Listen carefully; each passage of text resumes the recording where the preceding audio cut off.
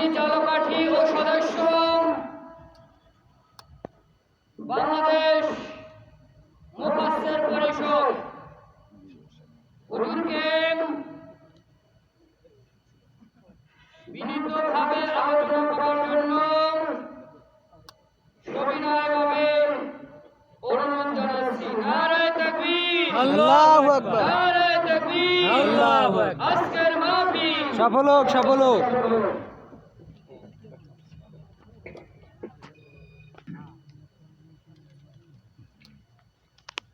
আসসালামু আলাইকুম ওয়া রাহমাতুল্লাহি তাআলা ওয়া বারাকাতুহু। ওয়া আলাইকুম আসসালাম ওয়া রাহমাতুল্লাহি ওয়া বারাকাতুহু।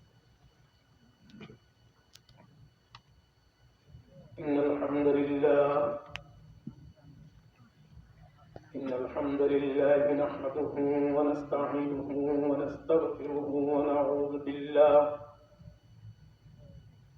ونعوذ بالله من شرور أنفسنا ومن سيئات أعمالنا من يهده الله فلا مضل له ومن يضلل فلا هادي له ونشهد أن لا إله إلا الله وحده لا شريك له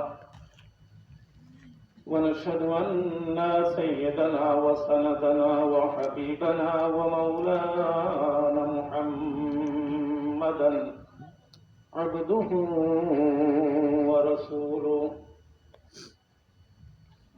الذي أرسله بالحق بشيرا ونذيرا وداعيا إلى الله بإذنه وسراجا منيرا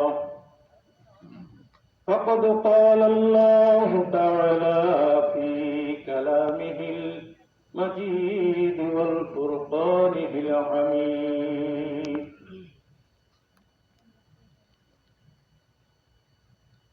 قد أفلح المؤمنون الذين هم في صلاتهم خاشعون وقال تعالى في آية أخرى إن الله وملائكته يصلون على النبي يا أيها الذين آمنوا صلوا عليه وسلموا تسليما اللهم صل على سيدنا مولانا محمد وعلى آل سيدنا مولانا محمد জোরে জোরে পড়ো দুরূদ অমমিন ভাই বসিয়া মোদের দুরূদ শোনেন নবীজি রওজা পাকে শুইয়া আল্লাহুম্মা সাল্লি سيدنا مولانا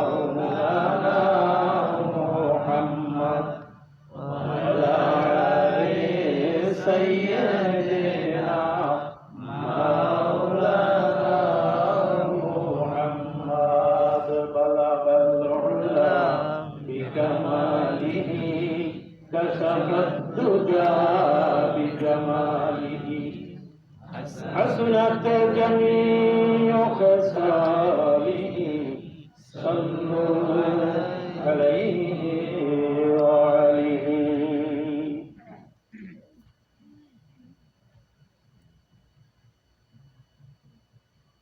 আলহামদুলিল্লাহ। দক্ষিণ শ্রীরামপুর গুরু হাজিবাড়ি জামে মসজিদের মুসল্লিদের উদ্যোগে আয়োজিত 14তম ইসালে সওয়াব মাহফিলের সম্মানিত সভাপতি তথা বিশিষ্ট সমাজসেবক আমার শ্রদ্ধেয় বড় ভাই জনাব মোহাম্মদ নাসির উদ্দিন মাঝি। আজকে মাহফিলে সন্ধ্যা থেকে এই পর্যন্ত কোরআনে হাকিম থেকে আলোচনা করেছেন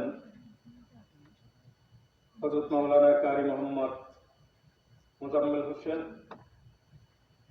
আরো আলোচনা করেছেন আপনাদের এলাকার কীর্তি সন্তান, আপনাদের অত্যন্ত সুপরিচিত ব্যক্তিত্ব, তিনি আমাদের মাঝে উপস্থিত আছেন, জনাব আবু মুসা ভাই। আমার সামনে উপবিষ্ট অত্র এলাকার যুবক ভাইরা, পর্দা অন্তরাল থেকে যারা আমাদের কথাগুলো শুনতেছেন, সে সমস্ত মা ও বোনেরা, সকলকে আমার সশ্রদ্ধ সালাম। আসসালামু আলাইকুম ওয়া রাহমাতুল্লাহি তাআলা ওয়া বারাকাতুহু। ওয়ালাইকুম আসসালাম ওয়া রাহমাতুল্লাহি ওয়া বারাকাতুহু। প্রথমে শুকরিয়া করছি সে আল্লাহ রাব্বুল আলামিনের, যে আল্লাহ সুবহানাহু ওয়া তাআলা বিভিন্ন প্রতিকূল পরিবেশ পাড়ি দিয়ে আমাদের ক্ষুদ্র হায়াতে পৃথিবীর সৃষ্টির থেকে এ পর্যন্ত পৃথিবী হাজার হাজার লক্ষ লক্ষ কোটি কোটি বছর অতিবাহিত করেছে। এর মাঝখানে আপনার আমার হায়াত কত বছর সেটা আমরা জানি না, জানি না। যতটুকুন বেঁচেছি, এই পর্যন্ত এসেছি, তাতে পৃথিবীর সৃষ্টি লগ্ন থেকে এই পর্যন্ত অত্যন্ত ক্ষুদ্র একটি সময়।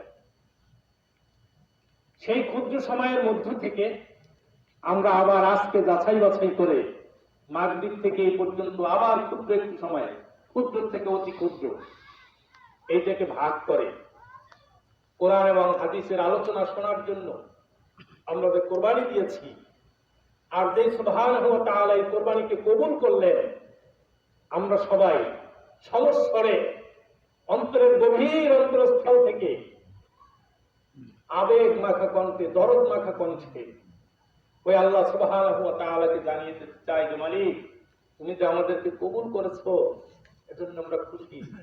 খুশির শব্দ দিয়ে আমরা তোমার প্রশংসা আদায় করলাম। সকলেই জোরে সোরে সমস্বরে বলি আলহামদুলিল্লাহ।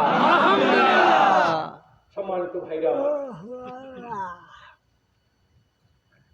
মাহফিল আসলে একটা ট্র্যাডিশনালি ব্যাপার না যে আমি কতক্ষণ কথা বলে যাব, চুপ করে আপনারা শুনে চলে যাবেন।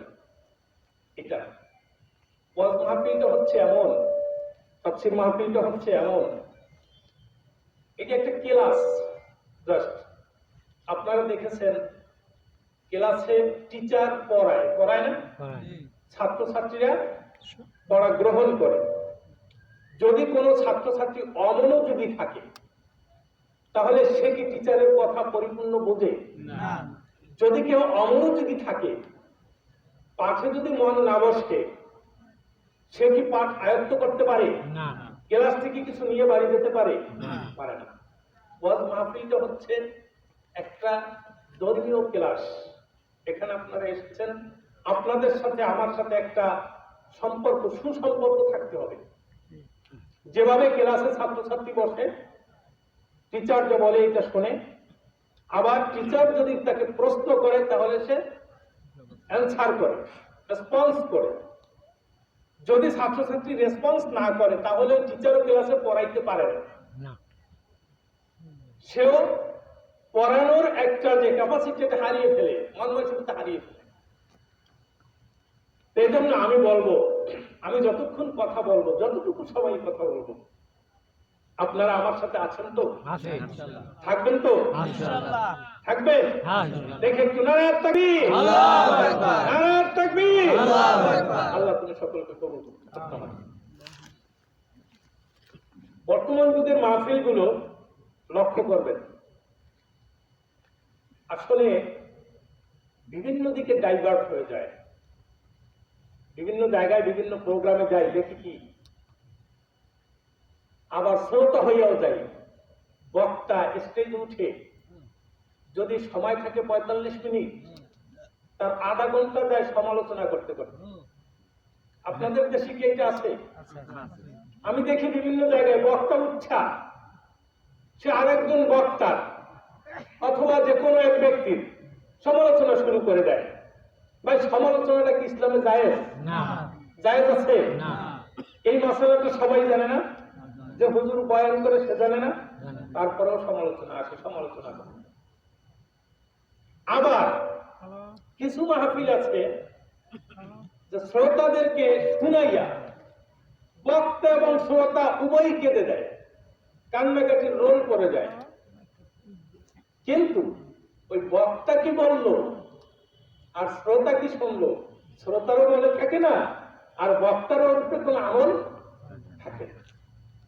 এইভাবে একটা মাহফিল, একটা কথা বলি, আমাদের এলাকায় একটা মাহফিল গেল, বাংলাদেশের একজন উল্লেখযোগ্য বক্তা ওয়াজ করলেন।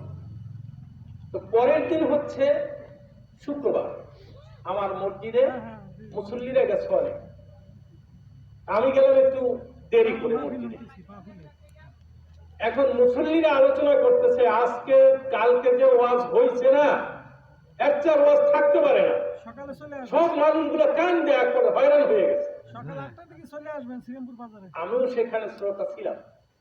এরপর আমি জিজ্ঞাসা করলাম, কালকে যে হুজুরে বয়ান করছে, আপনারা কাঁদছেন, হুজুরেও কাঁদছে, হুজুরে কালকে বলছে কি? এখন যারা মসজিদে ছিল সবাই মনে করছে যে হুজুরে আজকে নথি ধরছে।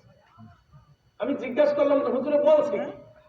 বলতেছে তা তো বলতে পারি, আমরা কি হুজুর নাকি, আমাদের ওই মনে থাকে তো হুজুরে বলছে আমরা কাঁদছি। তাই এখন যদি এভাবে যদি কান্নাকাটি করে, কিছু না বোঝে, তাহলে সেটাও কিন্তু মাহফিল সার্থক হবে না। সার্থক হবে না, সার্থক হবে না।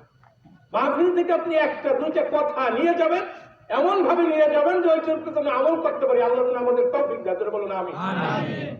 সম্মানিত ভাইরা আমার, আমরা পৃথিবীতে মানুষ, মানুষ না? মানুষ হচ্ছে কি জাত? আশরাফুল মাখলুকাত। মানুষ কোন জাতি? আশরাফুল মাখলুকাত, সৃষ্টির সেরা। এইটাই তো আমরা জানি, জানি না? এই মানুষ, সব মানুষ কি সৃষ্টির সেরা? সব মানুষ সৃষ্টির সেরা? সব মানুষ সৃষ্টির সেরা না। আবার মানুষ সৃষ্টির সেরা হতে না পারে, সেজন্য এক শ্রেণীর মানুষ আবার মানুষের পিছনে লেগে থাকে, যাতে মানুষটা সৃষ্টির সেরা হতে না পারে। যেই মানুষটা আরেকজন মানুষের পিছনে লেগে সৃষ্টির সেরা হতে না পারে, কোরআনের গুণ অর্জন করতে না পারে, এই ডিউটি করে, ভাই সেটা কি মানুষ না শয়তান? শয়তান কয় প্রকার? মিনাল জিন্নাতি ওয়ান নাস। শয়তান হলো দুই প্রকার, একটা হলো জিন শয়তান, আর একটা মানুষ শয়তান। যেই মানুষ আরেকজন মানুষকে ধোঁকা দিয়ে ইসলাম থেকে দূরে সরাই নিয়ে যায়, সেই মানুষটা কি আশরাফুল মাখলুকাত? সেই মানুষটা কি শ্রেষ্ঠ মানুষ? প্রথম আমার ভূমিকাটা বুঝবেন, বোঝার পরে আমি মূল আলোচনার দিকে যাবো ইনশাআল্লাহ। সেই মানুষটা যে, এখন সেই মানুষটা চিনবো কিভাবে? যেই মানুষটা মানুষকে ধোঁকা দিয়ে কোরআন থেকে দূরে সরায়, সেই মানুষটা চিনতে হবে না? চিনতে হবে। সেই মানুষটা আল্লাহ রাব্বুল আলামিন এই কোরআনুল কারীমের মধ্যে কোট করে আমাদেরকে চিনিয়ে দিয়েছেন। وقال الذين كفروا لا تسمعوا لهذا القرآن والغوا فيه لعلكم تغلبون। যারা কাফের, যারা বেঈমান, যারা বেদীন, যারা মুরতাদ, তারা বলে লা তাসমাউ লিহাযাল কুরআন, তোমরা এই কোরআন শুনিও না, কোরআনের কাছে যেও না, অলগাউ ফিহি, এই কোরআন থেকে তোমরা গাফিল থাকো, দূরে থাকো। কোরআনের কাছে যদি যাও, কোরআন এমন এক কিতাব, যেই কিতাবের আসর তোমাদের উপরে পড়বে, আর পড়লে তোমরা সেখান থেকে ফিরে আসতে পারবা না। যদি তোমরা দূরে থাকো, লাআল্লাকুম তুফলিহুন, তাহলে তোমরা সফলতা অর্জন করতে পারবা। জোরে বলেন নাউযুবিল্লাহ।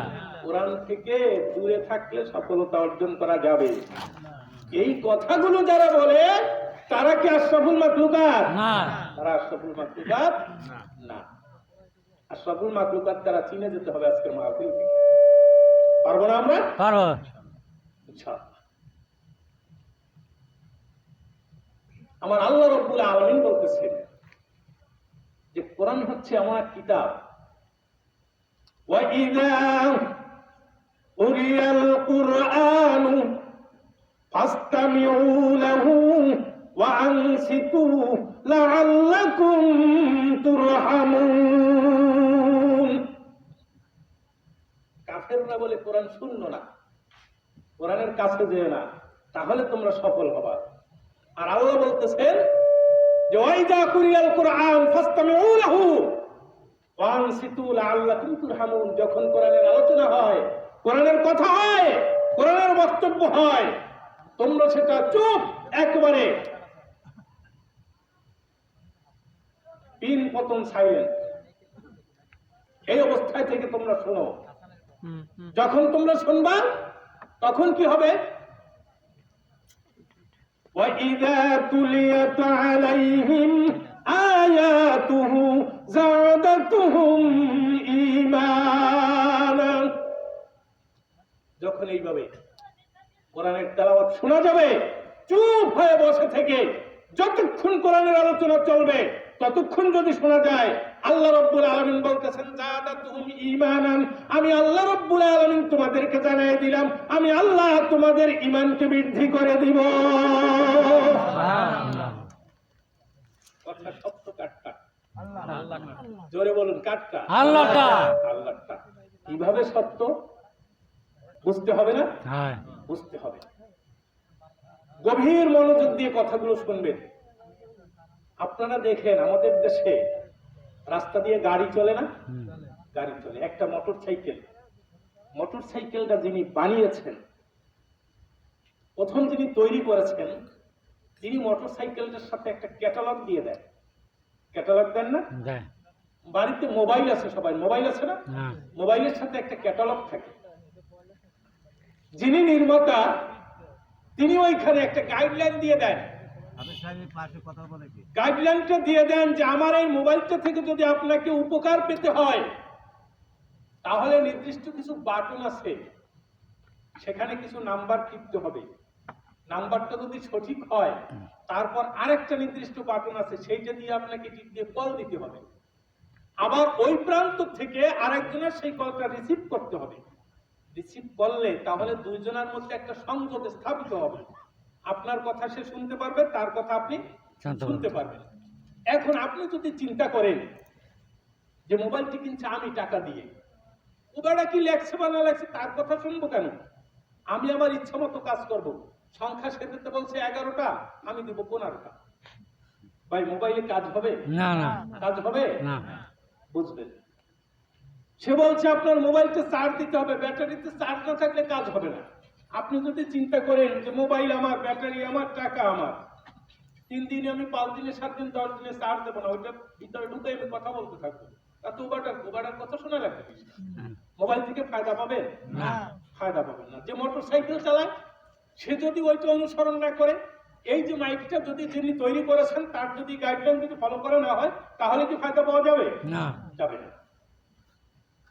আমার ভাইরা, দুনিয়ার মধ্যে ছোট্ট একটু মোবাইল যদি নির্মাতার কথার বাহিরে চলতে না পারে, মাইক যদি নির্মাতার কথার বাহিরে চলতে না পারে, মোটর সাইকেল যদি চলতে না পারে, যে আল্লাহ রাব্বুল আলামিন আশরাফুল মাখলুকাত মানুষ বানাইলেন, এই মানুষগুলো যদি চিন্তা করে ওই আল্লাহর গাইডলাইন আমি ফলো করব না, তাহলে ওই মানুষগুলো কি জীবনে সফল হতে পারবে না?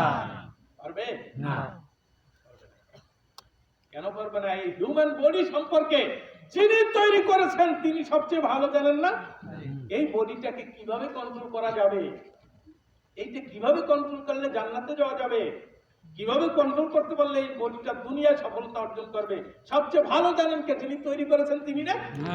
তিনি গাইডলাইন দিয়েছেন। সেই গাইডলাইনের নাম কি? জোরে বলুন, গাইডলাইনের নাম কি? গাইডলাইনের নাম হচ্ছে আল কোরআন। এর বাহিরে যদি আমরা চলতে চাই, বলতে চাই, তাহলে কি আমাদের জীবনে কল্যাণ আসবে? না, কল্যাণ আসবে না।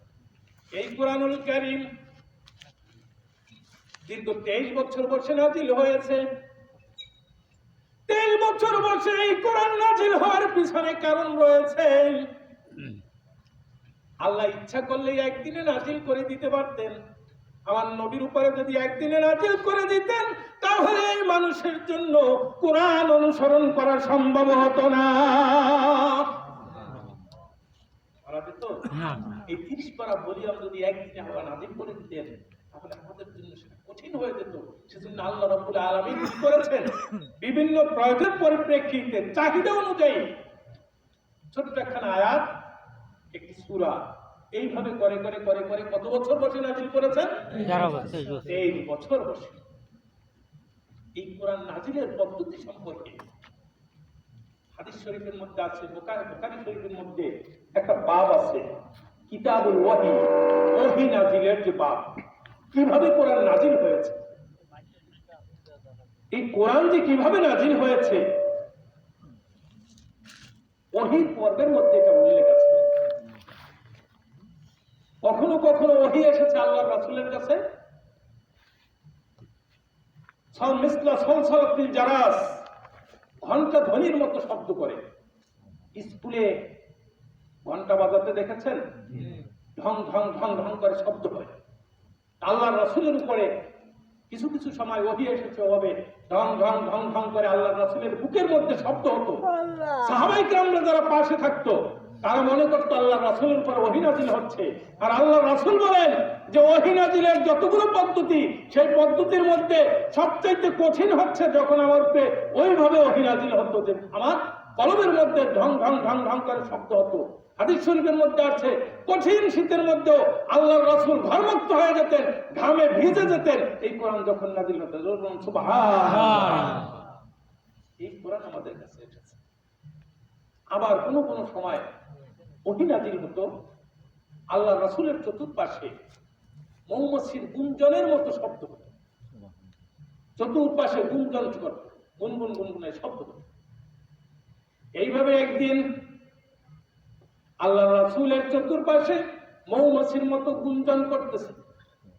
হযরত ওমর ফারুক রাদিয়াল্লাহু তাআলা আনহু বলেন, আমরা এই ধরনের গুঞ্জন পেয়ে আল্লাহর রাসূলের কাছে দাঁড়িয়ে গেলাম সদ্যপ্রাপ্ত ওহী শোনার জন্য। রাসূল কারীম সাল্লাল্লাহু আলাইহি ওয়াসাল্লাম ওহীর মধ্যে নিমজ্জিত রয়েছেন। যেই মাত্র ওহী নাজিলের বিশেষ মুহূর্ত শেষ হয়ে যায়, আল্লাহর নবী কিবলামুখী হয়ে বসে যায়। সুবহানাল্লাহ। ওহী নাজিলের অবস্থাটা যেই শেষ হলো, রাসূল কারীম সাল্লাল্লাহু আলাইহি ওয়াসাল্লাম কিবলামুখী হয়ে বসলেন। কিবলামুখী হয়ে এবার নবী পড়তেছেন, আল্লাহুম্মা জিদনা ওয়ালা তানকুসনা ওয়া আকরিমনা ওয়ালা তুহিনা ওয়া আতিনা ওয়ালা তুহাররিমনা ওয়া আসরনা ওয়ালা তুয়াসসিরনা ওয়া আরদি আন্না ওয়ালা আরদিনা। জোরে জোরে বলুন সুবহানাল্লাহ। আল্লাহর নবী পড়তেছেন, আল্লাহুম্মা জিদনা ওয়ালা তানকুসনা, হে আল্লাহ আপনি আমাদেরকে বেশি করে দিন, কমাইয়ে দিয়েন না। ওয়া আকরিমনা ওয়ালা তুহিনা, হে আল্লাহ আপনি আমাদেরকে সম্মানিত করুন, এই পৃথিবীর মধ্যে লাঞ্ছিত করিয়েন না। আল্লাহুম্মা রাহমিনা ওয়ালা তুহিনা, আল্লাহুম্মা আতিনা ওয়ালা তুহাররিমনা, হে আল্লাহ আপনি আমাদেরকে বেশি করে দিন, কমাইয়ে দিয়েন না। রব্বুল আলামিন, দুনিয়ার মধ্যে আমাদেরকে যতদিন আপনি বাঁচায় রাখবেন, ততদিন পর্যন্ত অন্যের উপরে আমাদেরকে অগ্রাধিকার দিন, আমাদের উপরে অন্যকে অগ্রাধিকার দিয়েন না। রব্বুল আলামিন আরেকটা কথা বলতেছি, আল্লাহ যতদিন এই জমিনের মধ্যে বাঁচায় রাখবেন, ততদিন পর্যন্ত আপনার সন্তুষ্টিতে আমাদেরকে সন্তুষ্ট করুন, আপনার অসন্তুষ্টিতে আমাদেরকে সন্তুষ্ট করিয়েন না। এই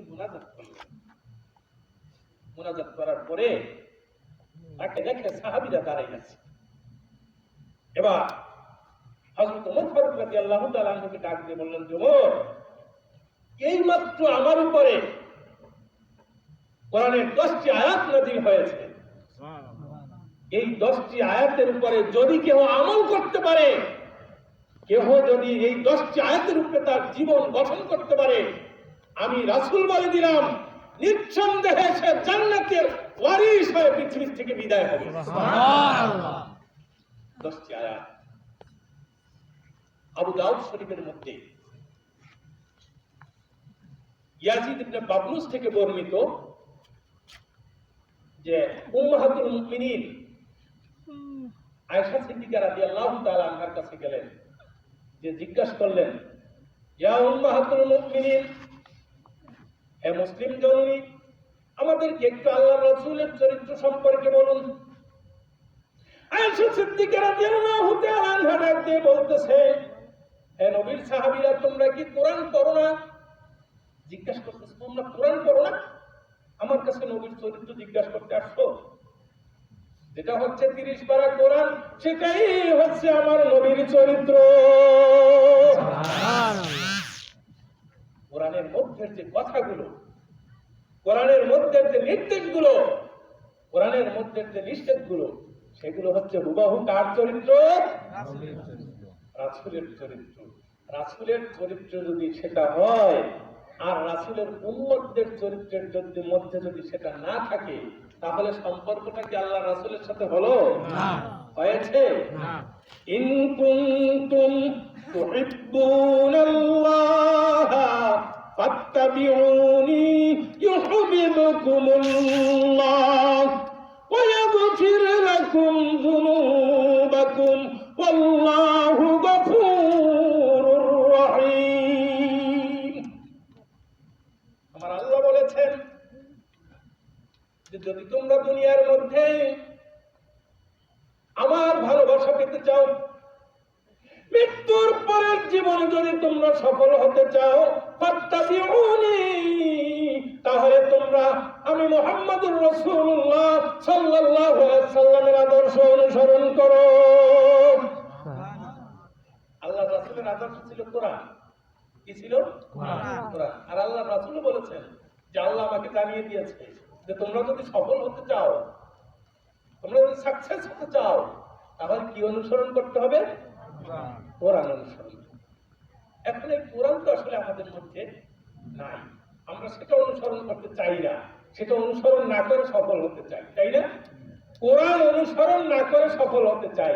কোরআন না অনুসরণ না করে সফল হওয়া যাবে, কিন্তু সেটা স্থায়ী না।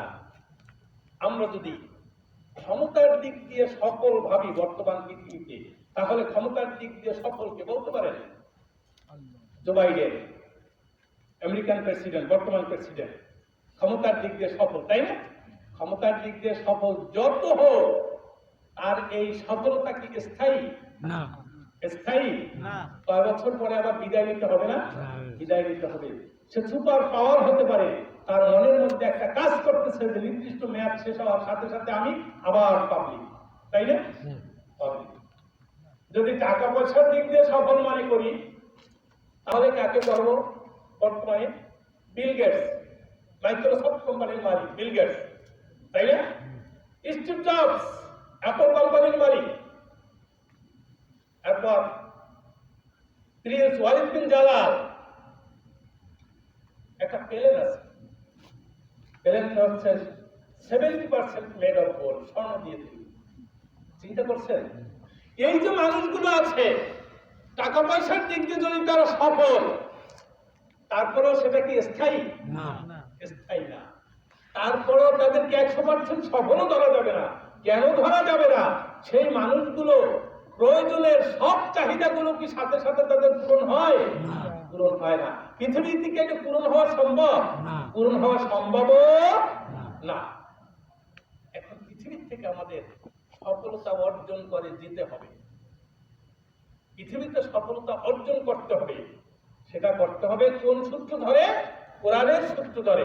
আল্লাহ রাব্বুল আলামিন সেই কথা আমাদেরকে জানিয়ে দিয়েছেন। এই কোরআনের 18 পারার শুরুতে একটা সূরা আছে, সূরাটার নাম হচ্ছে সূরাতুল মুমিনুন। নাম কি? সূরাতুল মুমিনুন। নাম কি? সূরাতুল মুমিনুন। আমরা ধরে এসেছি, আমরা কি? আমরা মুমিন। আমরা কি? মুমিন। আমরা মুমিন। তাহলে আমাদেরকে উদ্দেশ্য করেই আল্লাহ রাব্বুল আলামিন এই সূরাটা নাযিল করেছেন। আর প্রথমে আমি যে কথাটা বলেছি যে ওমর ফারুক রাদিয়াল্লাহু তাআলা আনহুকে আল্লাহর রাসূল শুনিয়ে দিলেন যে এইমাত্র আমার উপরে কোরআনের 10টি আয়াত নাযিল হয়েছে, সেই 10টি আয়াতের উপরে যারা আমল করবে, নিজের জীবন গঠন করতে পারবে, তারা সফল। সেই কথাটা আল্লাহ রাব্বুল আলামিন এখানে বলেছেন, আদা আফলাহাল মুমিনুন। মুমিনরা হচ্ছে সফল। কারা? মুমিনরা হচ্ছে সফল। কিভাবে সফল? আপনি এই দুনিয়ায় যে সমস্ত লোকের কথা ছোট্ট সময়ের মধ্যে বললাম, আমরা মনে করি তারা সফল। না, তারা সফল না। তারা কিভাবে সফল না? তাদেরকে এই পৃথিবীর কেউ ভালো কাজের দিকে ডাকে না। ওই মানুষগুলো যখন যেই কাজের নেতৃত্ব দেয়, যেই কাজের আঞ্জাম দেয়, সেটা ভালো কাজ না। ওই হচ্ছে সেইটা যুদ্ধ বাঁধানোর কাজ, মানুষের অধিকার হরণ করার কাজ, অথবা নিজে দুনিয়ার মধ্যে নেতৃত্ব কামাই করার কাজ। কিন্তু আপনার আমার বাড়ির মসজিদ থেকে একজন মুয়াজ্জিন দৈনিক আমাদেরকে সফলতার দিকে ডাকে। সেই সফলতার ডাকটা হচ্ছে কি হাইয়া আলাস সালাহ। কি ডাক? হাইয়া আলাস সালাহ, নামাজের দিকে আসো। এই ডাকটা আপনার আমার বাড়ির মুয়াজ্জিন দেয় না। আল্লাহ রাব্বুল আলামিন এই কুরআনুল কারীমের মধ্যে বলে দিয়েছেন ওই ডাকটা মুয়াজ্জিনের না, 5 বার দৈনিক ওই ডাকটা আমার আল্লাহ রাব্বুল আলামিন দেয়। যখন মুয়াজ্জিন বলল হাইয়া আলাস সালাহ, আপনি প্রশ্ন করতেন পারেন মুয়াজ্জিনকে, হে মুয়াজ্জিন, তুমি যে ডাকো নামাজের দিকে আসো, নামাজের দিকে আসো, আমার এই জরুরি কাজ, আমার এই জরুরি ব্যবসা, আমার এই জরুরি লেখাপড়া, এগুলো সব যদি ছেড়ে তোমার ডাকে সারা দিয়ে মসজিদে আসি, মুয়াজ্জিন আমার হবে কি? আমি তো কাজের দিক দিয়ে পিছনে পড়ে গেলাম, লেখাপড়ার দিক দিয়ে পিছনে পড়ে গেলাম, চাকরিতে পিছনে পড়ে গেলাম, ডিউটিতে পিছনে পড়ে গেলাম। ও মুয়াজ্জিন, তুমি যে ডাকতেছো, আমার এই জীবন থেকে আমি যদি আধা ঘন্টা সময় ব্যয় করি তাহলে কি হবে? আপনার ওই প্রশ্নের জবাব সাথে সাথে মুয়াজ্জিন দিয়ে দেয় হাইয়া আলাল ফালাহ, আসো কল্যাণের দিকে আসো। যদি তুমি নামাজের দিকে আসো তাহলে আল্লাহ রাব্বুল আলামিন বলে দিয়েছেন قد أفلح المؤمنون। জোরে জোরে বলুন সুবহানাল্লাহ। মসজিদে আসতে পারলে কি সফল? না, মসজিদে আসতে পারলে সফল। আর মসজিদে আসবে কারা? মুমিনরা। কারা আসবে? মুমিনরা। এই কথাগুলো এখানে বিস্তারিত বর্ণনা আছে, যদি আপনারা ধৈর্য ধরে শুনেন তাহলে আমি শোনাবো ইনশাআল্লাহ। এখন মুমিন কি সবাই মুমিন? না। মসজিদে যারা আসে সবাই মুমিন? না। মসজিদে যারা আসে সবাই নামাজ কি কবুল হয়? না। এই বিশ্বাস আছে? জোরে বলবেন কথাগুলো, ভয় করে ভয়। এই যে কোরআনের কথা বলতেছি, এই কোরআন থেকে আমি এই কোরআন কেন আনছি আপনি জানেন? মুখস্থ অনেক কথা বলে যেতে পারতাম, কালকে বলতেন কি যে হুজুরে কি বললো, কেচ্ছা কাহিনী কি বলতে চলে গেল, অতদূর হুজুরে আনলাম, আমাদের কি শুনে গেল। সেজন্য আমি সরাসরি আপনাদেরকে আল্লাহ সুবহানাহু ওয়া তাআলা নাযিলকৃত এই কালামকে সাক্ষী রেখে এখান থেকে কিছু কথা শোনাতে চাই। কোন মুমিনরা সফল? আল্লাহ রাব্বুল আলামিন সে কথা এখানে বলে দিয়েছেন, আল্লাযীনা হুম ফি সালাতিহিম খাশিউন।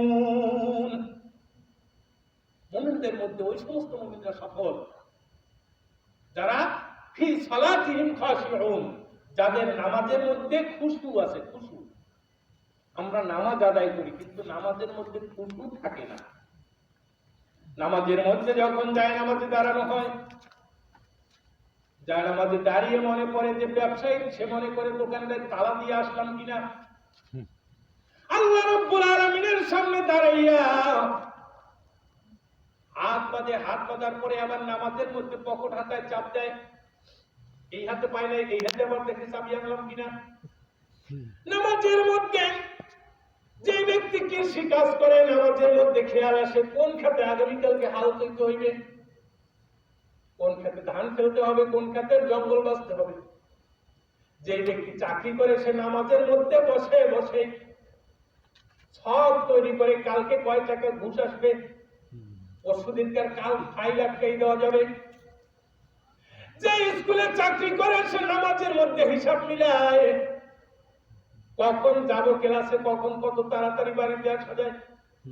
এই ধরনের চিন্তা যেই নামাজের মধ্যে আসে, ওই নামাজের মধ্যে খুশু থাকে না। ওইভাবে কিয়ামত পর্যন্ত নামাজ আদায় করলো, সেই নামাজ আল্লাহ রাব্বুল আলামিনের দরবারে যাবে না।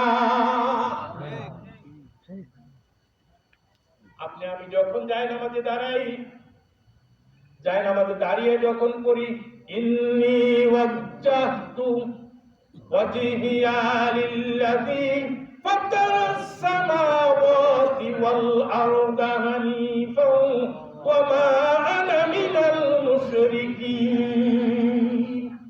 এইটা পড়ি না আমরা? আছে সবার মুখস্থ? এই কথাটা পড়ি, এই কথাটার কি অর্থ জানি সবাই? অর্থ কিন্তু জানি না।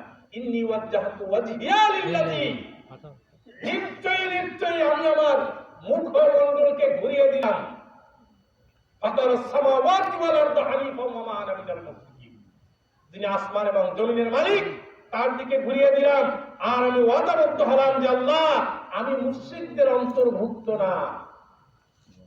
আমার ভাইরা, হাদিস শরীফের মধ্যে এসেছে যখন কোন বান্দা এই দোয়াটা পড়ে যায় নামাজে দাঁড়াইয়া যায়, যায় নামাজে দাঁড়ানোর সাথে সাথে ওই ব্যক্তি আল্লাহ রাব্বুল আলামিনের আদালতে হাজির হইয়া যায়। আপনি দোয়াটা পড়েছেন, একটা কোর্টের মধ্যে আপনি আবদ্ধ হয়ে গেলেন। সেই কোর্টের হাকিম হচ্ছেন কে? আল্লাহ। আসামি কে? আমি। হাকিম হচ্ছেন আল্লাহ, আসামি আমি। যিনি পড়ল তিনি।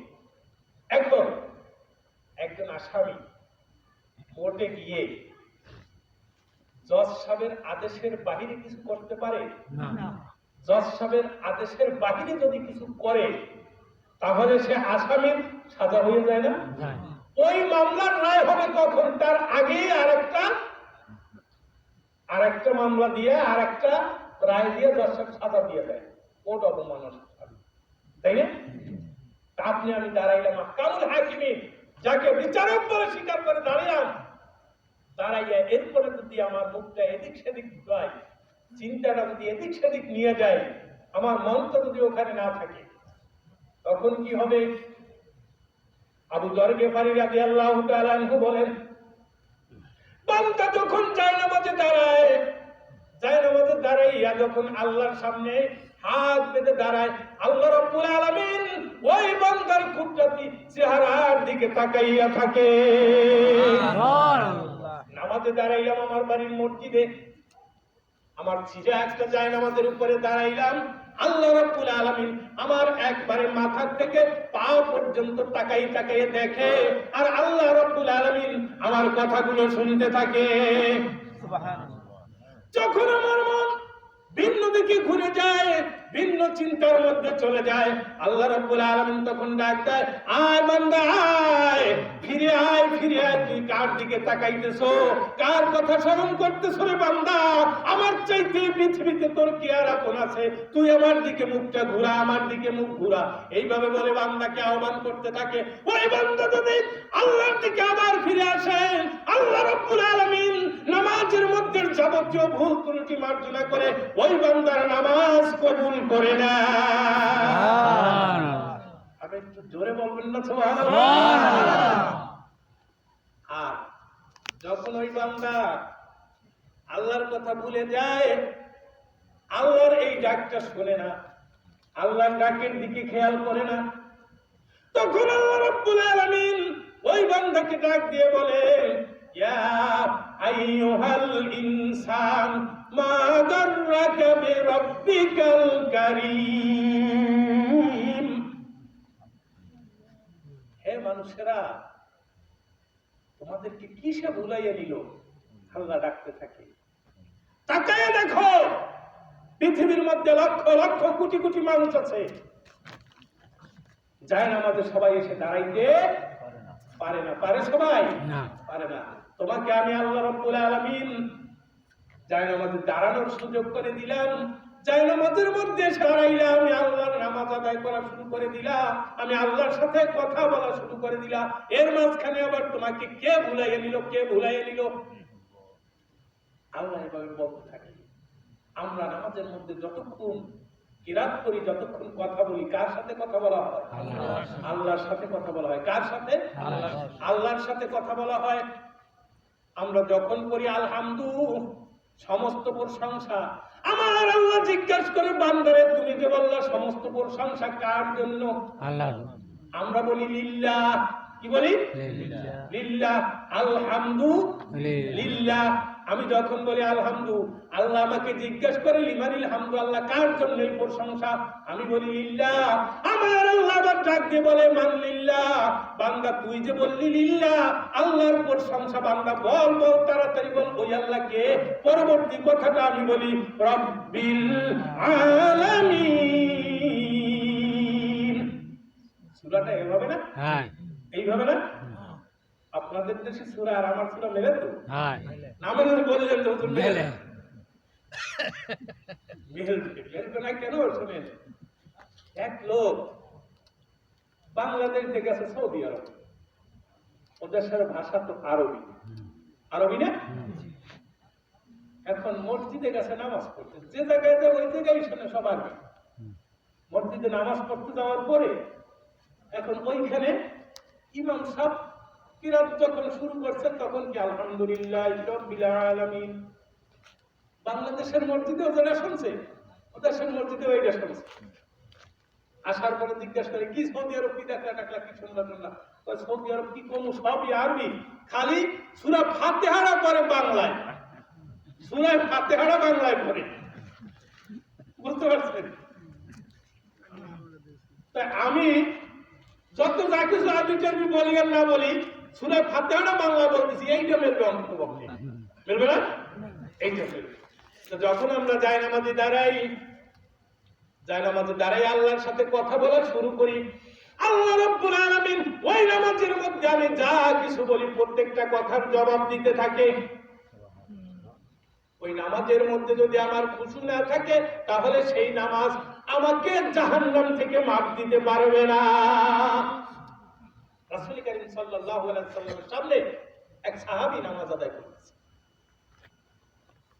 এখন নামাজ পড়তেছে আর সে দাঁড়িয়ে, দাঁড়িয়ে আছে না, এক হাত বেঁধে এভাবে দাঁড়িয়ে ধরে টানাটানি করতেছে।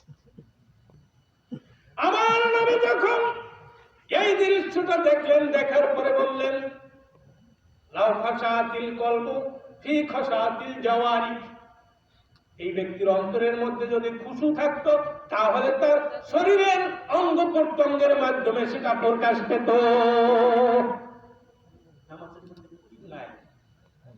যদি খুশু থাকতো তাহলে অঙ্গ প্রত্যঙ্গের মাধ্যমে সেটা প্রকাশ পেত। এখন আমরা যারা নামাজে দাঁড়াইয়া যদি জামা নিয়ে টানাটানি করি, জামার দিকে তাকাই, এদিক তাকাই, সেদিক তাকাই, বিভিন্ন দিকে তাকাই, বিভিন্ন চিন্তা করি, তাহলে কি আমাদের খুশু থাকবে?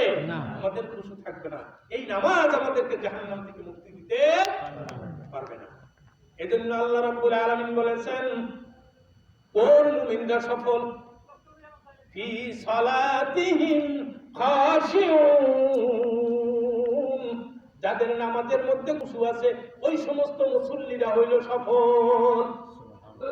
রাসূল আরেকদিন নামাজ আদায় করতেছেন, নামাজ আদায় শেষে সাহাবীদেরকে নিয়ে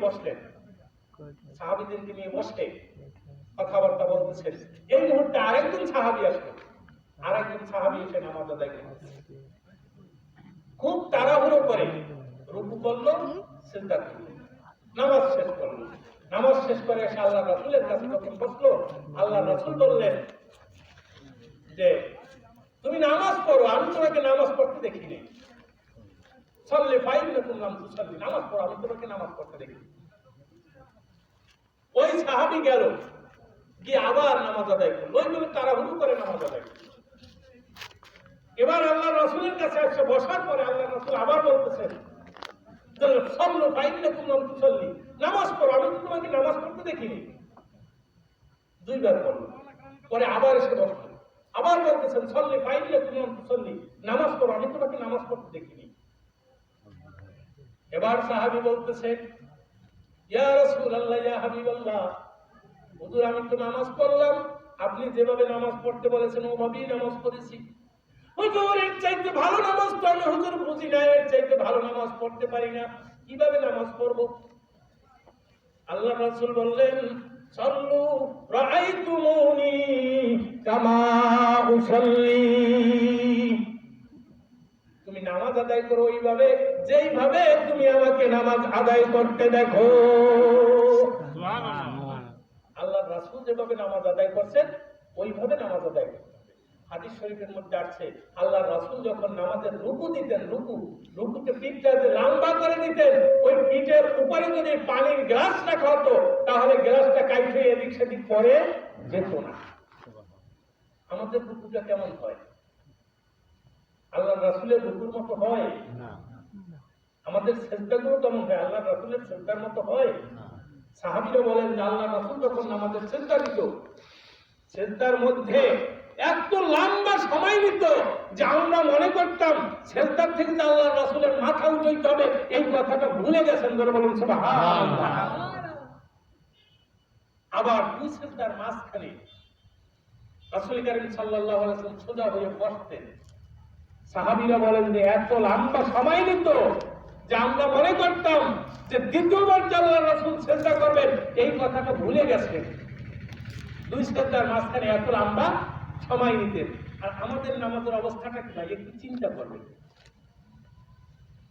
আল্লাহ রাব্বুল আলামিন বলেছেন কোরআনের মধ্যে, সফল হচ্ছে ওই সমস্ত মানুষ যারা খুশুর সাথে নামাজ আদায় করে। এইগুলো হচ্ছে নামাজের খুশু, মনের ভয়, নামাজের দৃঢ়স্থিরতা, এইটা না থাকলে নামাজ হবে না। দ্বিতীয় আয়াতের মধ্যে আল্লাহ রাব্বুল আলামিন বলেন, ওয়াল্লাযীনা হুম আনিল লাগবি মুরিদুন, নামাজের মধ্যে যাদের খুশু আছে, খুশুর সাথে যারা নামাজ আদায় করে তাদের আর একটা গুণ অর্জন করতে হবে। আনিল লাগবি মুরিদুন, অনার্থক কাজ, বেহুদা কাজ থেকে ফিরে থাকতে হবে। যেই কাজের মধ্যে আখিরাতের কোনো কল্যাণ নাই, যেই কাজের মধ্যে পাপ ছাড়া কোনো নেকি নাই, ওই কাজগুলোর কাছেও মুমিন যাবে না। ওই কাজগুলোর কাছে যারা যাবে, ওই কাজগুলো যারা করবে, সেই সমস্ত মানুষরা সফল হতে পারবে না। মানুষ কাজ থাকে না, না থাকলে কোথায় যায়? বাজারে। বাজারে যায় না, এরপর যায় চার দোকানে। এইটা হইল বেহুদা কাজ। বেহুদা কাজ না, বাজারে গেল, বাজারে গিয়ে কি করে ভাই? বাজারের আমলটা কি একটু বলেন তো দেখি। বাজারে আসলে যে কাজটা হয় কি? তিনজন, চারজন, পাঁচজন এক জায়গায় বসা আর একজনের সমালোচনা, এই না গীবত। এইটা কি মুমিনের কাজ? আল্লাহ বলতেছেন আনিল লাগবি মুরিদুন, এই কাজ থেকে যারা ফিরে থাকবে তারা সফল। শয়তানের তো নাম শুনছেন না? শয়তানের হলো দুইটা পা, একটা পায়ে হইল পুরুষ লিঙ্গ আর একটা পায়ে স্ত্রী লিঙ্গ। বুঝতে পারছি? মাসি দেখছেন? মাসি এক জায়গায় বসে দুইটা পা ঘষে নাই, ঘষে। শয়তানের দুইটা পা, একটা পায়ে পুল্লিঙ্গ আর একটা পায়ে স্ত্রীলিঙ্গ, হাদিস।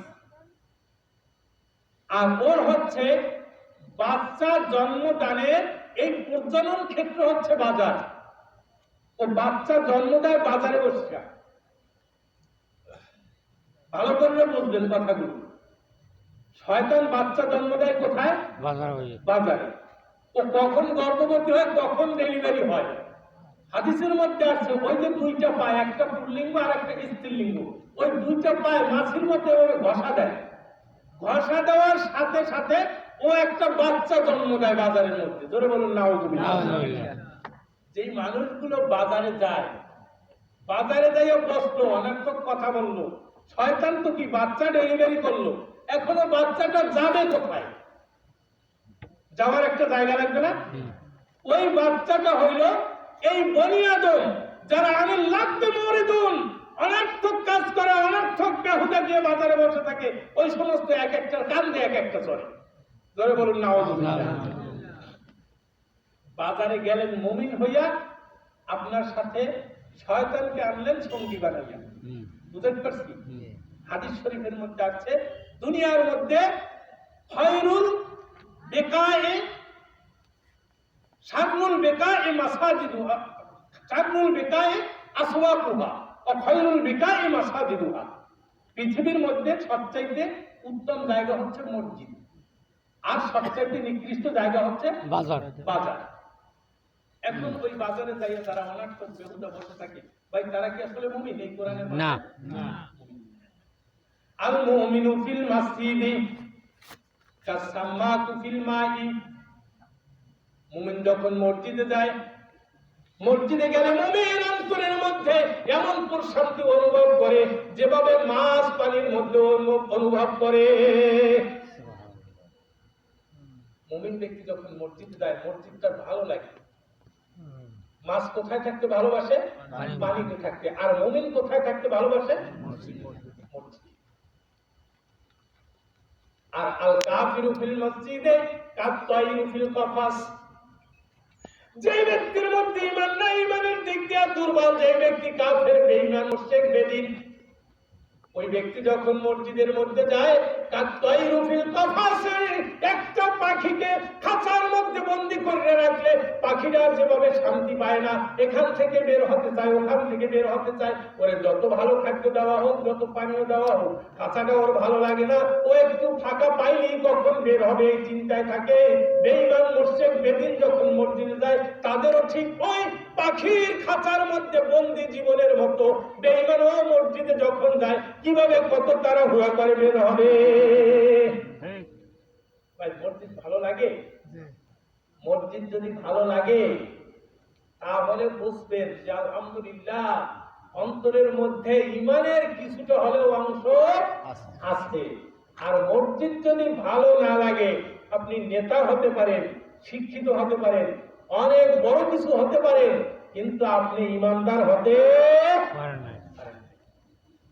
বুঝাইতে পেরেছি? যারা মুমিন তারা অনর্থক কাজ, বেহুদা কাজ থেকে দূরে থাকে, বেহুদা কাজগুলো তারা করে না।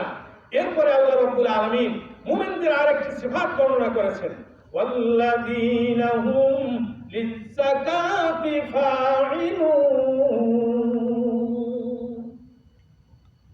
যারা মুমিন তারা নিজেদের সম্পদ হিসাব করে, গুনে গুনে হিসাব করে যাকাত দেয়। কি করে? যাকাত দেয়। যেই 10টা আয়াতের কথা আমি বলেছি, যে যেই 10টা আয়াতের উপর আমল করলে জান্নাতের মালিক হওয়া যাবে, জান্নাতের ওয়ারিস হওয়া যাবে, তার মধ্যে একটা গুণ হচ্ছে কি? সম্পদের যাকাত দেওয়া। আমাদের দেশে মানুষের যাকাত দেয়, দেয় না? যাকাত দেয় কিভাবে দেয়? অর্থ সম্পদশালী মানুষেরা 10 খান লুঙ্গি, 20 খান শাড়ি এই কিনা দিয়ে দেয়। টাকা আছে লক্ষ লক্ষ কোটি কোটি টাকা, কি করলো? নাম কেনার জন্য 100 শাড়ি এনে এরপরে সবাই ডাকিয়া মিলাইয়া দিল। আবার দেখবেন বাজারে, দোকানে লেখা থাকে এখানে যাকাতের কাপড় পাওয়া যায়। দেখছেন লেখাগুলো? দেখছেন যাকাতের কাপড় পাওয়া যায়, এই যে লেখা থাকে। ভাই যাকাতের জন্য কি আলাদা কাপড় আছে? না। যদি কেউ যাকাতের জন্য আলাদা কাপড় আছে, সেই কাপড়গুলো কিনে এনে এরপর যদি যাকাত দেয়, সম্পদের হিসাব যদি না করে, তাহলে এভাবে কিয়ামত পর্যন্ত দেওয়া যাকাত হবে না। পুরো সম্পদটা হিসাব করতে হবে। হিসাব করে আল্লাহ রাব্বুল আলামিনের নির্দেশ অনুযায়ী সেখান থেকে 100 টাকায় 2.5 টাকা যাকাত, এভাবে হিসাব করে করে যাকাতের টাকাটাকে আলাদা করতে হবে। আলাদা করে তারপরে যাকাতের যে খাত আল্লাহ রাব্বুল আলামিন 8টা খাতের কথা বলে দিয়েছেন, সেই খাতগুলোর মধ্যে যাকাতের টাকা ব্যয় করতে হবে। এই ব্যয়ের ক্ষেত্রে আবার কোনো স্বার্থ থাকতে পারবে না, কোনো শর্ত থাকতে পারবে না। যে ব্যক্তি যাকাত দিবে সে যদি চিন্তা করে যে আমার গরিব পাশে, বাড়ির পাশের সলিমদ্দি গরিব আছে, ওরা যদি যাকাত দেয় তাহলে ওর মাধ্যমে কিছুটা ফায়দা পাওয়া যাবে, আবার অনেকে কি করে, জাকাতের টাকা দেওয়ার পরে কিছু কাজের কথা বললে যদি কাজ না করে, আয় পাড়া গতকালকেও তোকে একটা লুঙ্গি দিলাম, শাড়ি দিলাম, আজকে আমার কথা শোনে না। দেখছেন যে কত বড় বেয়াদব। ভাই, যে জাকাত দিল সে কি গরিবের উপর কি করছে? সহযোগিতা করছে না, সহানুভূতি করছে? সে সহানুভূতি করে নাই। জাকাতটা হচ্ছে গরিবের প্রাপ্য পাওনা, গরিব হচ্ছে হকদার। ওই টাকাটা তাকে অবশ্যই দিতে হবে। না দিলে যে সম্পদশালী সে গুনাহগার হবে। নিজে গুনাহগার না হওয়ার কারণে আল্লাহর হুকুম পালনের জন্য তাকে জাকাত দেওয়া হলো। ওখানে যদি তার কোনো দুনিয়াবি স্বার্থ থাকে, যদি কোনো শর্ত দেওয়া থাকে তার মধ্যে যে তোমাকে এই টাকা দিলাম, এর বিনিময়ে আমাকে এই করে দিতে হবে, তাহলে এভাবে শর্ত দিয়া স্বার্থ দিয়া সব টাকা দিয়ে দিলেও সেটা জাকাত হবে না। বুঝতে পারছি ভাই? বুঝতে পারছেন? জাকাত হচ্ছে এভাবে কত। والذين يكنزون الذهب والفضة ولا ينفقونها في سبيل الله,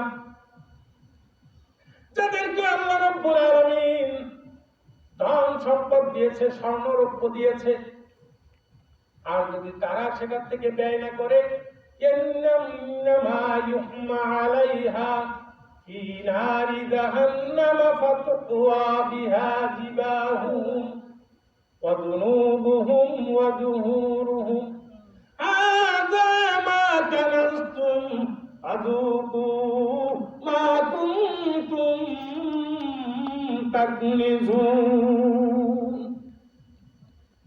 আল্লাহ রাব্বুল আলামিন বলেন, যাদেরকে আমি সম্পদ দান করেছি, ওই সম্পদ থেকে যদি তারা যাকাত আদায় না করে, ফাতুকুয়া বিহা জিবাহুম ওয়া যুনুবুহুম ওয়া যুহুরুহুম, তাহলে আমি আল্লাহ রাব্বুল আলামিন পরকালীন জীবনে ওই সম্পদগুলোকে লোহার আগুনের চেরায় পরিণত করব। আর পরিণত করে তা দিয়ে যারা যাকাত না দিয়েছে তাদের কপালের উপরে একটা ছ্যাঁকা দিব, এই পাজরে একটা ছ্যাঁকা দিব, পিঠের উপরে একটা ছ্যাঁকা দিব। কে বলতেছেন? আল্লাহ। কে বলতেছেন? আল্লাহ। আল্লাহ। কিভাবে দিবে? আপনাদের দেশে আগে কি ওই গরু চাওয়ানোর লোক আসতো? গরু চাওয়ানো মনে আছে? আমরাও ছোটবেলায় দেখছি এই জিনিসটা। তারা মানুষদের আকর্ষণ করত, তারা মানুষদেরকে নিয়ে আসতো, একটা শব্দ করতো। কিভাবে মনে আছে? একটা ডাক দিত, একটা ডাক দিত না বাবা, তা তো মানুষ বসতো কি গোয়াল আসছে। এরপরে তারা কি করতো? একটা কাফাল বানাইতো, আগুন জ্বালাইতো, জ্বালাইয়া ডাক গরম করতো, করতো না? কিয়ামতের ময়দানে আল্লাহ রাব্বুল আলামিন যারা যাকাত না দিবে, লোহার চেরা এভাবে বানাইয়া গরম করবে। গরম করার পরে সেটা কি করবে? ফাতাকুয়া বিহা জিবাহুম, মানুষের এই কপালের উপরে দাগ দিয়ে দিবে। তাফসীরের মধ্যে আসছে মানুষের কপালটা হচ্ছে মূল্যবান জায়গা, আল্লাহকে সিজদা দেওয়ার জায়গা। এই জায়গাটার উপরে দাগ দিবে কেন? তাফসীরের মধ্যে আসছে এভাবে যে যখন গরিব অসহায় মানুষ গরমের কাছে, সম্পদশালীর কাছে যায়, যে বলে যে এবার যাকাতের টাকা দিবেন না, তখন গুরু কুঞ্চিত করে, কপাল বাঁকা করে। প্রথম হইল কপাল বাঁকা করে, চক্ষু গোছাইয়া ফেলায়, তাই না? এজন্য আল্লাহ রাব্বুল আলামিন সর্বপ্রথম যেই অঙ্গ প্রত্যঙ্গ দিয়ে আল্লাহর কোরআনের উপরে বেতৃষ্ণার ভাব দেখাবে, আল্লাহ রাব্বুল আলামিন সর্বপ্রথম সেই অঙ্গকে শাস্তি দেওয়ার জন্য কপালের উপরে একটা চাকা দিয়ে দিবে।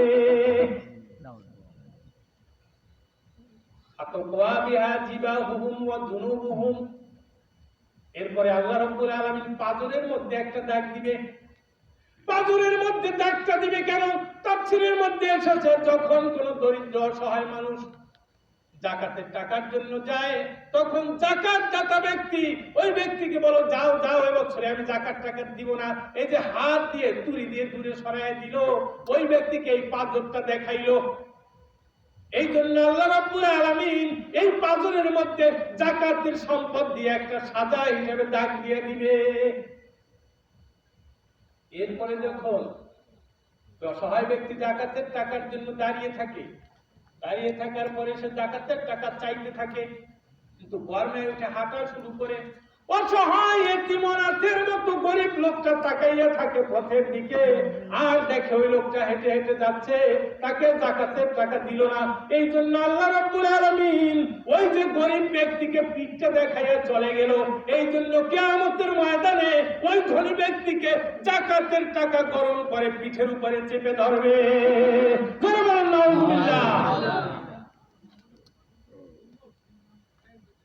যদি মুমিন হতে হয়, সফল হতে হয়, যদি জান্নাতে যেতে হয়, তাহলে প্রত্যেকটা টাকা হিসাব করে করে, নির্দিষ্ট টাকাগুলো সব হিসাব করে, নির্দিষ্ট পরিমাণ সম্পদ বের করে গরিবের হাতে পৌঁছাইয়া দিতে হবে। তাহলে ঝামেলা মুক্ত থাকা যাবে, নতুবা সম্ভব না। যাকাত খরচ করেছে কে? মান আতাহুল্লাহু মালান মুসিলা লাহু ইয়াউমাল কিয়ামাতি সুজান আকরা লাহু যাবিবাতানি ইয়াতাওয়াক্কাউনা বিহি। আমার নবী বলেন, যাকে আল্লাহ রাব্বুল আলামিন ধন সম্পদ দিয়েছেন, ফালাম ইউদ্দি যাকাতাহু, সে যদি তার যাকাত আদায় না করে, মুসিলা লাহু ইয়াউমাল কিয়ামাতি সুজান আকরা, কিয়ামতের ময়দানে তাকে একটি বিশাল অজগর সাপে রূপান্তরিত করা হবে। লাহু যাবিবাতানি ইয়াতাওয়াক্কাউন, আর সাপে রূপান্তরিত করে সেই সাপটাকে গলার সাথে বেরি হিসাবে লাগাই দেওয়া হবে। আর ওই সাপটা যে ব্যক্তি যাকাত আদায় না করবে, তার এই চোয়ালের উপরে, মুখের উপরে জোরে জোরে বারে বারে সবল দিতে থাকবে আর বলতে থাকবে, আনা মালুকা ওয়া কানজুকা, আমি তোমার মাল, আমি তোমার গচ্ছিত সম্পদ, তুমি আমাকে অনেক ভালোবাসতা, তুমি আমাকে জমা করে রাখছো। গরিব অসহায় মানুষদেরকে যাকাত যারা পাইবে, আমাদেরকে যাদেরকে দেওয়ার কথা ছিল তাদেরকে দেও নাই, আজকে তুমি দেখো মালের সাজা কত বড়। এইভাবে ধ্বংস করতে থাকবে।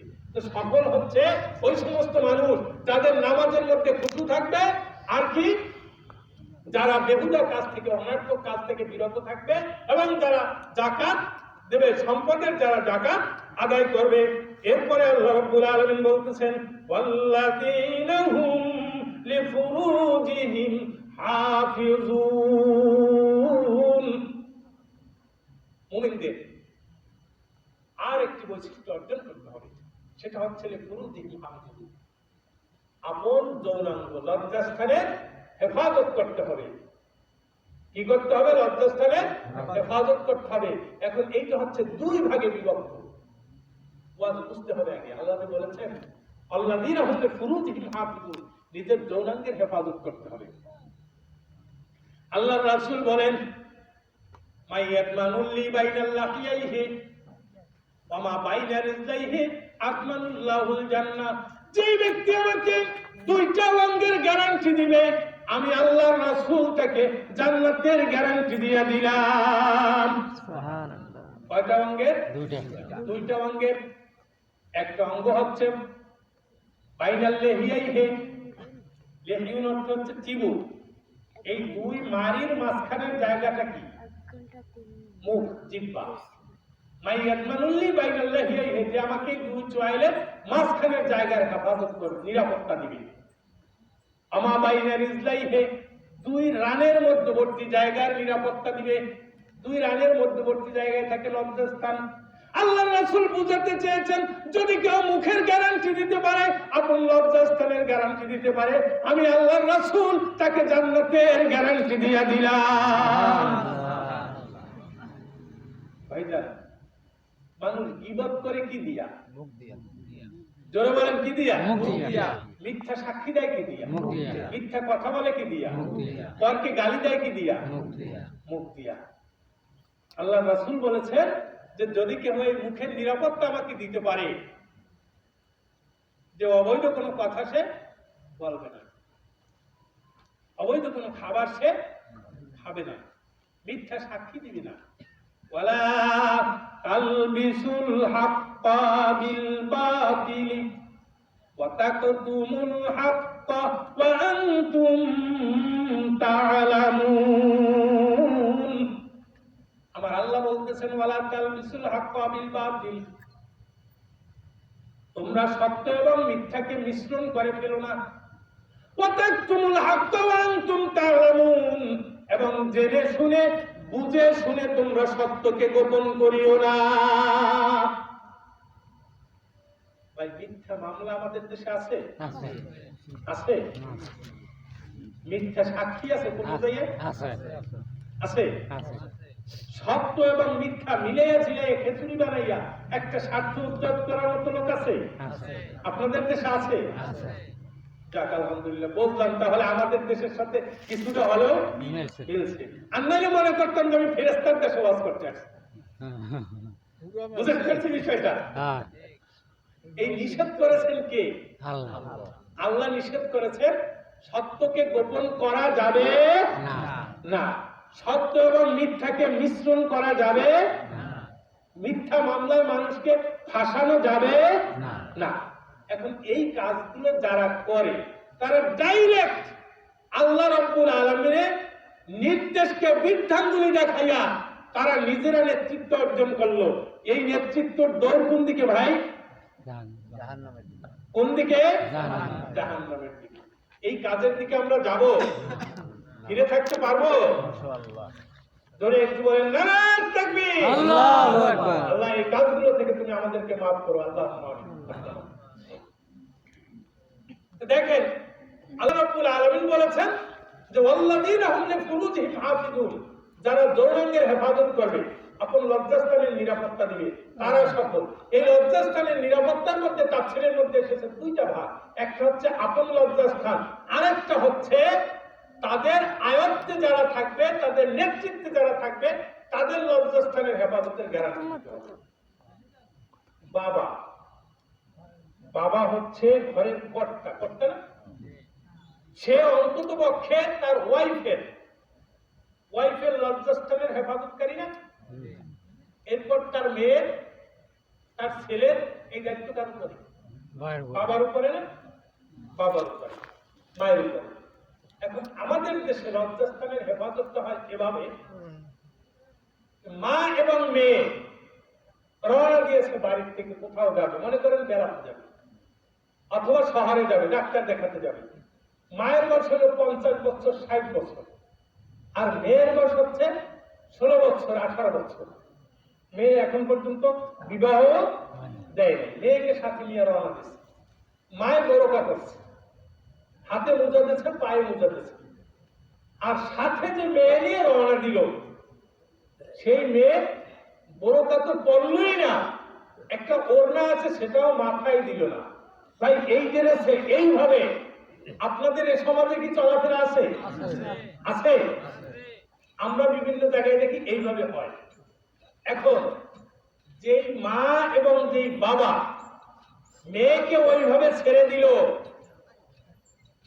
সেই মা এবং বাবা মেয়ের লজ্জাস্থানের হেফাজত কি করতে পেরেছে? পারেনি। আল্লাহ বলছে হেফাজত করতে হবে। যেই মা বাবা সেটা করলো না, আল্লাহর বিধান কি লঙ্ঘন করেছে? করেছে? আবার কয় না, করছে না? আল্লাহর বিধান লঙ্ঘন করলে জান্নাতের আশা করা যায়? আশা করা যায়? আল্লাহ বলেছেন যেই মুসলমানরা সফল হবে, যেই মুমিনরা সফল হবে, এই 8টা কোয়ালিটি অর্জন করতে হবে। সেই 8টা কোয়ালিটির মধ্যে একটা হচ্ছে এই যৌনাঙ্গের হেফাজত করা, লজ্জাস্থানের হেফাজত। আবার পুরুষের সতর কতটুকু ভাই? নাভির উপর থেকে হাঁটুর নিচ পর্যন্ত, নাভির উপর থেকে হাঁটুর নিচ পর্যন্ত। আপনাদের দেশে আছে কিনা জানি না, আমাদের দেশে কিছু সংখ্যক যুবকরা আছে দেখি প্যান্ট পরে, প্যান্ট। সেই প্যান্ট হলো নিচে নামাইতে নামাইতে একবারে এই নাভির এত নিচে নামায় যে নাভির নিচের কিছু লোম টোম যা কিছু আছে তাও দেখা যায়। আর পিছন থেকে আবার যদি বসে শুধুমাত্র এই পাশার 2 আঙ্গুল বা 4 আঙ্গুল ছাড়া আর যা কিছু আছে সব দেখা যায়। আপনাদের দেশে কি আছে? সব জায়গায় আছে।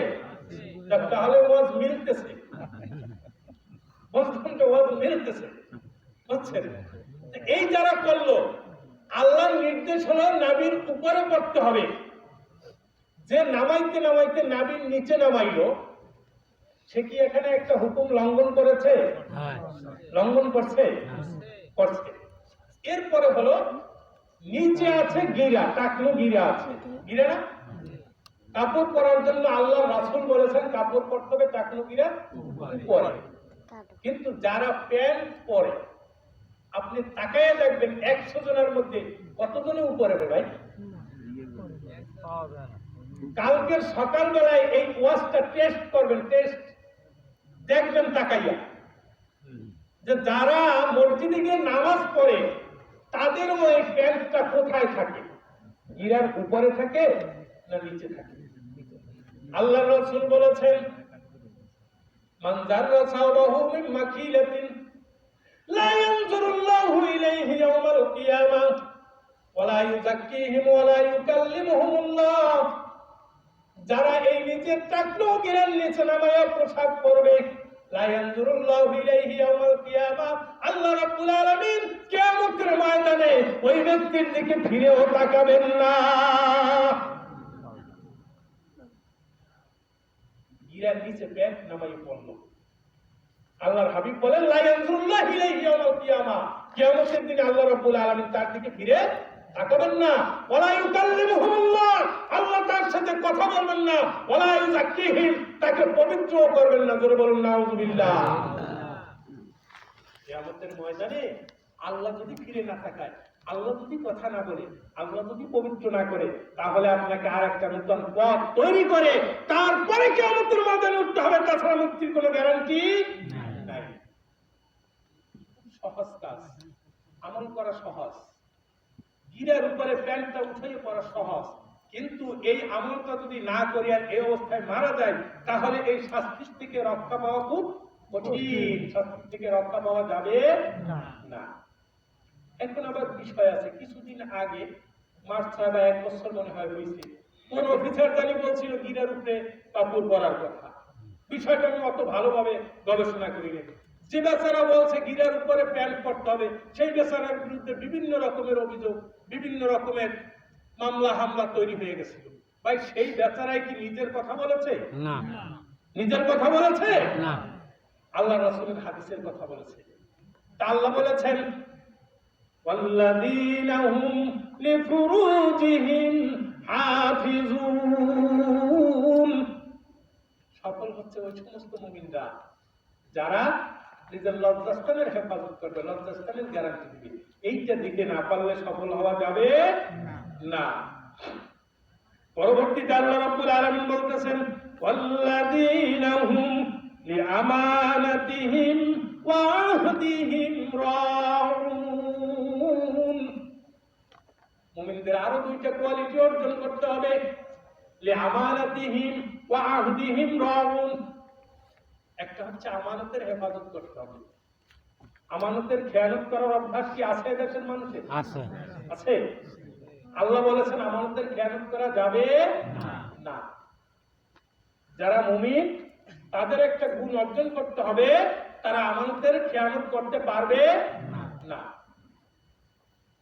আমানতের যদি কেউ খেয়ানত করে, তাহলে তাকে কি বলা হয়? তাকে কি বলা হয় ভাই? মুনাফিক। যাক, আলহামদুলিল্লাহ। আমানতের যে খেয়ানত করে তাকে কি বলা হয়? মুনাফিক। মুনাফিকের চিহ্ন কয়টা বলতে পারে? মুনাফিকের চিহ্ন হচ্ছে তিনটা। কয়টা? তিনটা। আয়াতুল মুনাফিকে সালাসুন, ইযা হাদাসা কাযাবা ওয়া ইযা ওয়া'আদা আখলাফা ওয়া ইযা উতিমনা খানা। মুনাফিকের দর্শন হচ্ছে তিনটা। তিনটা চিহ্ন থাকলে মুনাফিক আইডেন্টিফাই করা যাবে। যার মধ্যে তিনটা গুণ আছে,